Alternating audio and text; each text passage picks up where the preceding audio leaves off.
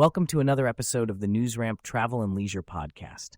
I'm your host, Max Newsman, excited to bring you today's top stories. At newsramp.com, we gather the latest business news from the best sources, ensuring you stay updated and engaged. Before we begin, a quick reminder, this podcast features AI-assisted production and voices, but the news we present is genuine, with full stories available on newsramp.com. Today is Friday morning, August 9th, 2024, and we've curated a fantastic selection of travel and leisure news just for you. So whether you're commuting, working out, or just relaxing, stay tuned and let's dive right in. Let's kick things off with our first headline. Tibetan tourism in the first half of 2024. Great Tibet Tour is excited to announce a significant increase in inbound Tibet tourism in the first half of 2024. The top countries of origin for tourists were the United States, Germany, Singapore, Malaysia, and Vietnam. Tibet received 16,610 inbound tourists in the first quarter, marking a 525.6% year-on-year increase.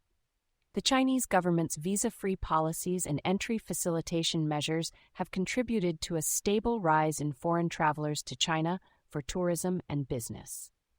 Inbound tourism is expected to continue growing in the second half of 2024, thanks to visa-free measures for major European and Southeast Asian countries. Improved transportation infrastructure, including the resumption of international flights and new flight routes, has enhanced connectivity to Tibet.